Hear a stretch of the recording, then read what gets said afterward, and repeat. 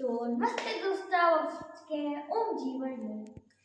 तो दोस्तों, जैसे कि मैंने बहुत सारे लोगों का इंटरव्यूज लिए हैं। जैसे मैंने रशिया के आर्मी की भी एक इंटरव्यू लिया था और बहुत से बड़े बड़े लोग मैंने इंटरव्यू लिए हैं। तो वैसे ही आज मैं मुकेश अंकल जी का एक इंटरव्यू ले रहा हूँ, जिसमें अंकल जी जो जर्मन टूरिस्ट आते हैं ना इंडिया के, उनको बताते हैं, है ना। हाँ जी। उनको लेके बताते हैं कि ये जगह घूमने की अच्छी है, तो फिर आप इधर इधर जा सकते हैं। तो नमस्ते अंकल जी। नमस्ते, खुश रहो। है ना। तो अंकल जी, मेरा क्वेश्चन नंबर 1 ये है जी। कि आपको जर्मन भाषा आती है? बिल्कुल, मेरे को जर्मन भाषा आती है। तो फिर आपने जर्मन भाषा कहाँ से सीखी? मैंने जर्मन भाषा 1994-95 में पुणे से सीखी थी। 95 नवंबर में मैं वापस आ गया था पुणे से, और फिर 95 दिसंबर से मैंने जर्मन टूरिस्टों को इंडिया का भ्रमण कराना शुरू कर दिया था। ओके।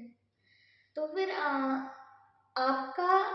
आपकी ये हॉबी थी या फिर आपका इंटरेस्ट था? मतलब कि मेरा इंटरेस्ट भी था और कुछ जीवन में करना था, इसलिए ये रास्ता चुना। फिर जर्मन भाषा का ज्ञान प्राप्त किया, फिर जर्मन टूरिस्टों को हिंदुस्तान में भ्रमण कराना शुरू कर दिया।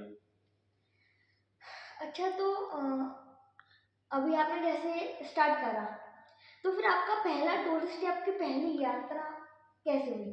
कहाँ से? पहला टूरिस्ट तो मैंने आगरा में ही घुमाया था। वो 2 लोग थे, एक कंपनी होती है पुलिक टूर्स नाम की, उन्होंने मुझे पहला असाइनमेंट दिया था, जिनको मैंने ताजकोट और फतेहपुर सीकरी घुमाया था। फिर उसके बाद हम दिल्ली चले गए, दिल्ली से हमने थोड़ा स्ट्रगल किया, फिर दिल्ली से हमने ग्रुप्स घुमाना शुरू किया। फिर अपॉर्चुनिटीज मिलती गई, फिर नॉर्थ साउथ राजस्थान के काफ़ी टूर्स किए, नॉर्थ ईस्ट भी किया, लद्दाख भी किया, साउथ इंडिया भी किया, वेस्ट इंडिया भी किया, सेंट्रल इंडिया भी किया। मेरे को लगता है शायद पूरा पूरा भारत ही भ्रमण कर लिया। कुछ बहुत काफ़ी कम जगह हैं जहाँ मैं नहीं गया हूँ शायद। मैं तो नॉर्थ एंड में देहरादून से ऊपर, मसूरी से ऊपर नहीं गया, और साउथ एंड में मैं बेंगलुरु से नीचे नहीं गया, और बाकी मैं वेस्टर्न में अहमदाबाद सूरत तक गया हूँ, और ईस्टर्न में तो मैं आसाम की राजधानी, वो है ना, क्या नाम है, हवा वाले बाबा जहाँ रहते हैं, अरे क्या नाम है यार, याद करो आप। राजधानी है ना उसकी, आसाम की, गुवाहाटी। हाँ, गुवाहाटी। तो ये आप देख सकते हैं कि ये उदयपुर जहाँ पे हम गए थे, ये वहीं की फोटो है। गुवाहाटी में मैं ईस्ट में गुवाहाटी तक गया था। वैसे मैं उड़ीसा भी गया था अगस्त में, है ना। तो फिर मैंने आपसे 2 क्वेश्चन पूछ लिए जी। तो मेरा क्वेश्चन नंबर 3 ये है बिल्कुल। कि आपका लास्ट जो आदमी जर्मन से आपके पास घूमने आया था, वो कोविड से पहले आया था, अभी आया था? मेरे पास अभी 1 वीक पहले एक मेरे गेस्ट आए हुए थे जर्मनी से। उनको मैंने रणथंबोर भ्रमण कराया था। 3-4 दिन के लिए हम रणथंबोर गए थे, और फिर वो वापस चले गए जर्मनी। आगरा घुमाया, रणथंबोर घुमाया, फिर वो वापस चले गए। बाकी लास्ट मैंने जो टूर घुमाया था वो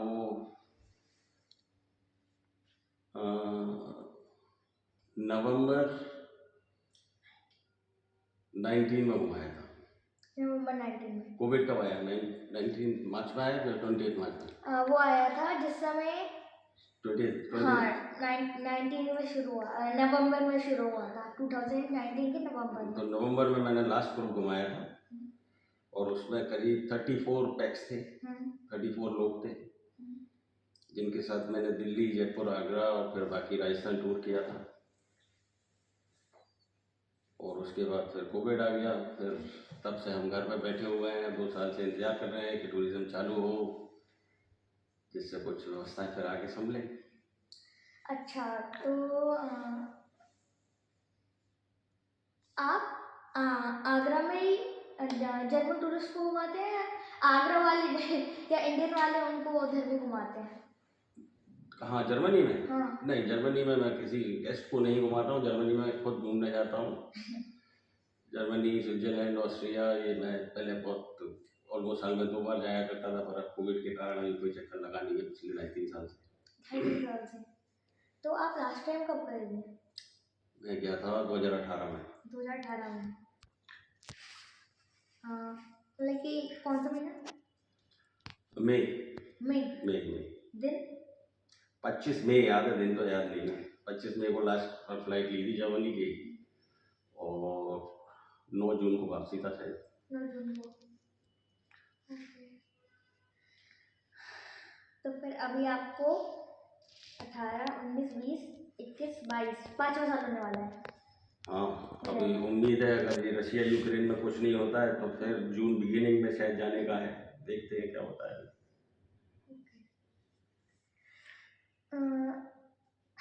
तो फिर क्वेश्चन नंबर 4 ये है कि लोगों का तमन्ना क्या होता है? लोगों की तमन्ना क्या होती है कि उनको यही जगह सबसे पहले घूमनी है, यही जगह एंड में घूमनी है? इंडिया का कल्चर, इंडिया का ट्रेडिशन इतना वर्ल्ड वाइड फेमस है, इतनी कलरफुल कंट्री है, और India is a different world for them.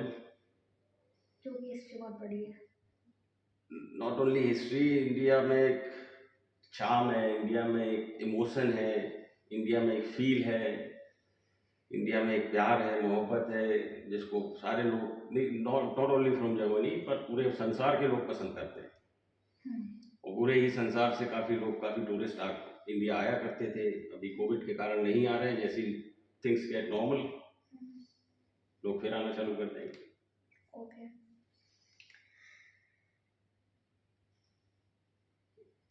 तो फिर लोगों का जो तमन्ना होता है, तमन्नी होती है, तमन्ना होता है, तो फिर उनको इंडिया के कल्चर और इंडिया की जो हिस्ट्री ये सब होती है, उनको ये बहुत ज़्यादा अच्छी लगती है। इंडिया की हिस्ट्री तो है ही है, पर इंडिया के जो रिलीजन्स हैं, जो एकता है, जो भाईचारा है, जो रिलीजनों के बारे में जानकारी वो जानना चाहते हैं, या होली काऊ के बारे में वो जानकारी जानना चाहते हैं, हमारे ट्रेडिशन को समझना चाहते हैं, हमारे फेस्टिवल्स को समझना चाहते हैं, हिंदू धर्म को समझना चाहते हैं, जैनिज्म को समझना चाहते हैं, बाकी और धर्मों को भी समझना चाहते हैं। अच्छा। तो फिर आपका कहने का मतलब ये है कि लोगों को दूसरे धर्म की नॉलेज प्राप्त करनी है? नहीं, धर्मों की नॉलेज तो देखो काफ़ी सारे लोग पढ़ लिख कर ही आते हैं। वो जानकारी पहले से उनके पास बुक्स होती हैं, इंटरनेट है, सब चीज़ें हैं। पर एक एक्सप्लेनेशन उस जगह पे अच्छा लगता है जिस देश का रिलीजन है, वहाँ जाके अगर पर्टिकुलर जगह पे खड़े होकर कोई सुन रहा है तो उस चीज़ को मेरे को लगता है बेहतर समझ सकता है, बजाय खाली किताबों में पढ़ने के या इंटरनेट पर सर्च करने के। अच्छा, लेकिन लोगों को देखना ज़्यादा अच्छा लगता है। सच्चाई है। अब हनुमान जी के बारे में पढ़ रहे हो और हनुमान जी को देखा ही नहीं, हनुमान जी को जानते ही नहीं हो, तो कैसे इमेजिन करोगे? या जैनिज्म को तुम पढ़ रहे हो, जैनिज्म में आपको पता ही नहीं है तीर्थंकारा क्या होते हैं, तो जैनिज्म को डिस्क्राइब खाली इमेजिनेशन में नहीं हो सकती ना चीज़ें डिस्क्राइब। अब जैनिज्म पे आप एक मंदिर दिखा रहे हो और तीर्थंकारा के बारे में बता रहे हो, तो वो उस चीज़ को प्रॉपर समझेंगे। खाली इंटरनेट पे या किताब में पढ़ने से सारी चीज़ें, सारी जानकारी नहीं मिलती। लेकिन घूमना भी ज़रूरी है। एक्सपीरियंस, और यही है, एक आपकी पढ़ाई, एक एक्सपीरियंस, या आपने जो घूमा भ्रमण है वही साथ जाता है, बाकी तो सब यही रह जाता है। अच्छा, आप कौन सी कंट्रीज में गए वैसे?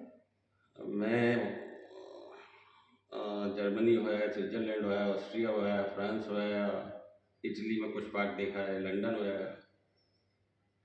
बस। लंदन मतलब ब्रिटेन? ब्रिटेन में भी ओनली लंदन। उससे को घर नहीं पड़ता। हॉलैंड भी, टर्की भी वैसे तो होता हुआ है हमें कर।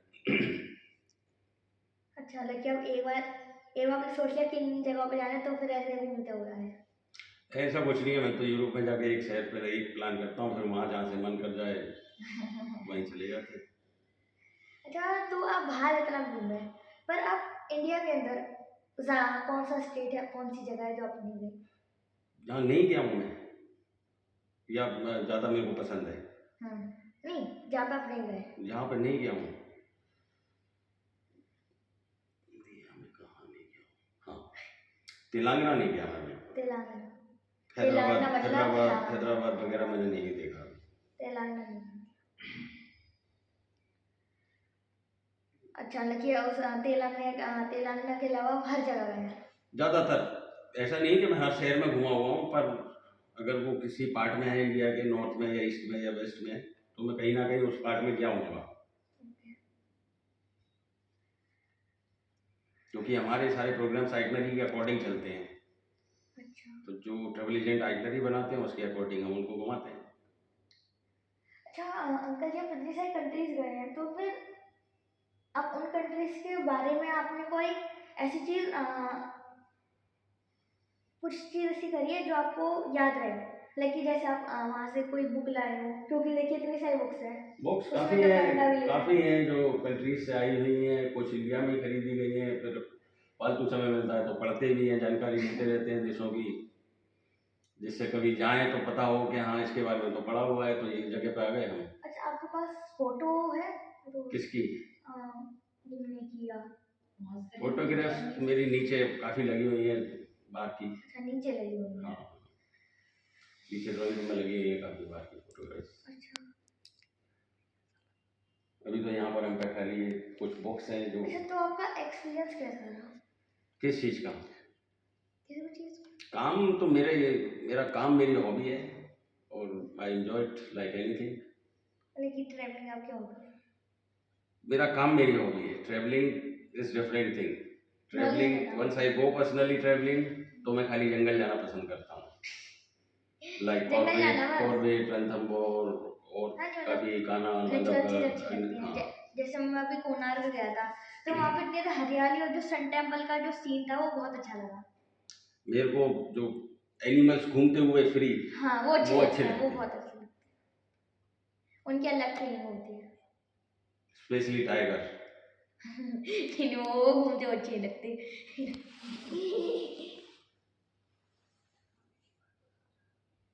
अच्छा तो अंकल जी, ऐसे आप जर्मन इतनी बार गए हैं, तो फिर आपने जैसे कि अभी कहा कि अगर आपको फ्री टाइम मिलता है तो फिर आप बुक्स पढ़ते हैं, तो फिर जर्मनी की आपको कोई हिस्ट्री या कुछ पता है? जर्मनी के ज़्यादातर चीज़ें पढ़ी हुई हैं, जैसे अपना ईस्ट और वेस्ट जर्मनी का जब बॉल टूटी थी तब वहाँ का माहौल क्या था। अच्छा, वर्ल्ड वॉर 2 में हाँ, हुआ था? 1989 की बात थी ये। 1989 में गया था फर्स्ट हाँ, टाइम। तो अब वहाँ पर मैंने अभी लास्ट जब मैं बर्लिन गया था, तो वहाँ उस वॉल का एक छोटा सा टुकड़ा अभी भी है, और वहीं पर एक उस दीवार की याद में एक गेट बनाया गया है जिसका नाम है ब्रांडनबुर्ग टॉवर, जिसको लोग अब मोन्यूमेंट की तरह देखने जाते हैं। अच्छा, तो अभी आपको सिर्फ जर्मनी का आता है या फिर कुछ और? मेरे को हिस्ट्री तो मेनली जर्मनी की, क्योंकि जर्मनी में ही हिस्ट्री है वैसे प्रॉपर, तो हिस्ट्री तो खैर हर देश की अपनी होती है, पर स्विट्जरलैंड एक अलग कंट्री है, उसका अलग अलग चार्म है। ऑस्ट्रिया सुंदर, बहुत सुंदर है। पराग, चेक रिपब्लिक, पराग शहर बहुत सुंदर है, मतलब most favourite city for me, वो है पराग। पराग। इट्स नॉट इन जर्मनी, वो चेक रिपब्लिक में है। कौन सी कंट्री है? Check Republic. चेक रिपब्लिक कोई कंट्री है? कंट्री है? चेक रिपब्लिक, रिपब्लिक भारत की जगह चेक रिपब्लिक। चेक गणराज्य। चेक गणराज्य एक कंट्री है। कितनी है, बड़ी है मतलब? क्या चीज? चेक Republic population wise. Population wise ना? पॉपुलेशन मैंने एक्चुअली इतनी पढ़ाई नहीं की, मैं तो एक बार ऐसे ही बर्लिन से घूमना जा रहा था, मेरे को एक दिन फ्री था, तो मैंने कहाँ जाऊँ कहाँ जाऊँ, तो मैंने सर्च किया, तो मेरे को पराग अच्छा लगा, तो मैं ट्रेन में बैठ के पराग चला गया, और पराग मुझे इतना अच्छा लगा कि मैं एक दिन के लिए गया था, 3 दिन रुक गया। अच्छा, तो फिर आपका लगे हर चीज़ का एक्सपीरियंस बढ़िया रहा? हाँ, मैंने अपने जीवन में सब सुखद एक्सपीरियंसेस लिए, और कभी कभी जो बैड एक्सपीरियंसेस थे मैं उन्हें भूल जाता हूँ। मेरा तो ऐसा हाल है कि मैं गुड एक्सपीरियंस लूँ तब भी सही है, बीच वाला भूल जाता हूँ, मतलब कि जो सही रहता है वाला एक्सपीरियंस में भूल जाता हूँ।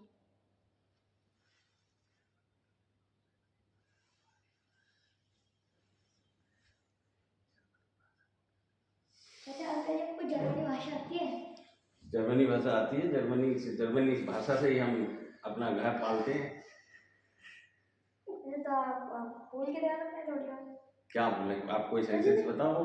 आप कैसे हैं?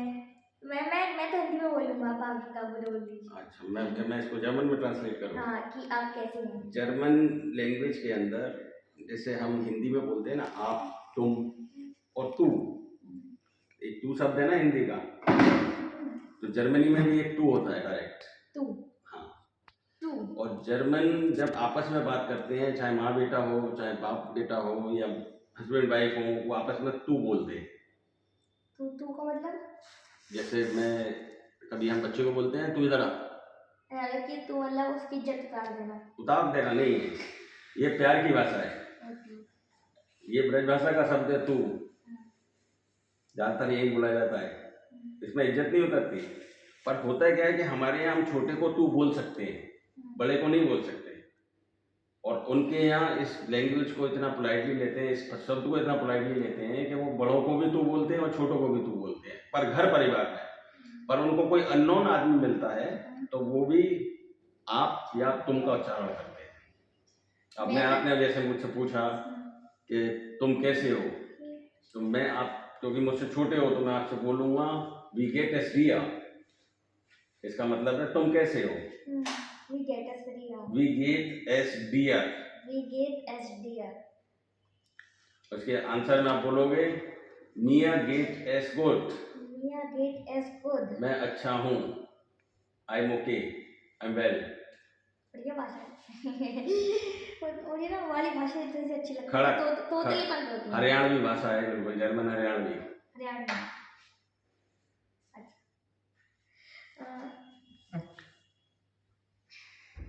अंकल जी, जैसे कि आपने अभी मुझे जैसे कि आपने मुझे अभी बताया कि ऐसी ऐसी भाषाएं होती हैं, तो फिर आपके पास कोई बुक है या फिर आपने ऐसी सीखी मजे मजे में? नहीं, मजे मजे में नहीं, जीवन का एक टास्क होता है, एम होता है।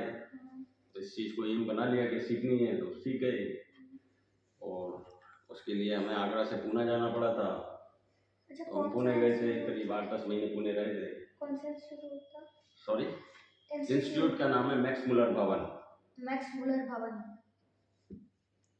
पुणे में बोट क्लब रोड पर ये इंस्टीट्यूट है। और इस इंस्टीट्यूट के बारे में हम पहले कहते थे कि वहाँ पर एक पत्थर को आप रखे आना, वो 10 महीने बाद 12 महीने बाद जर्मन बोलने लगे। इतने अच्छे टीचर्स, इतने अच्छे वहाँ के डायरेक्टर्स वगैरह थे, इतना अच्छा पढ़ाते थे। अच्छा, इतना अच्छा पढ़ाते थे कि दूसरी भाषा भूल जाए? तो नहीं, दूसरा भाषा नहीं भूल जाए, जर्मन सीख जाएगा वो। अपनी भाषा अपने पास रख तो जर्मन सीख जाएगा, चाहे कुछ आता ही नहीं आता है। इतने अच्छे टीचर्स थे वो। मतलब पहले दिन जैसे ही आप क्लास में घुसते हो, no English, no Hindi, only German. और आपको मराठी कुछ नहीं, कोई अदर लैंग्वेज नहीं, ओनली जर्मन। आपको वो जर्मन में ही बोलेंगे, आपको जर्मन में ही जवाब देना है। और पहले दिन तो किसी को कुछ आता नहीं, तो थोड़ी बहुत कम्युनिकेशन के लिए इंग्लिश यूज करते थे वो लोग। अच्छा। पर वो 2 महीने में इतना कर देते थे, 2 महीने बाद बच्चा कहता था कि वी गेट एस डियर।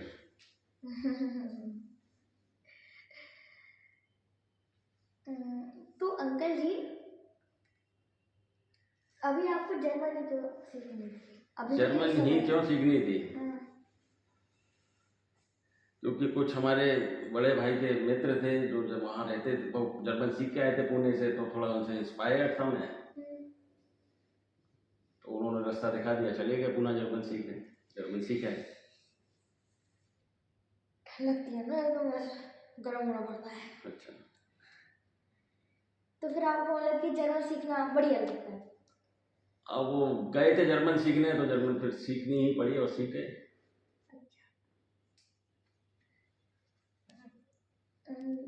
तो फिर तो दोस्तों, मेरी वाली वीडियो तकरीबन नीचे लाइक कर दीजिए, सब लोगों को शेयर कर दीजिए ताकि सब लोगों को ट्रैवलिंग और भाषाएं, बाकी का एक्सपीरियंस सब पता चल जाए।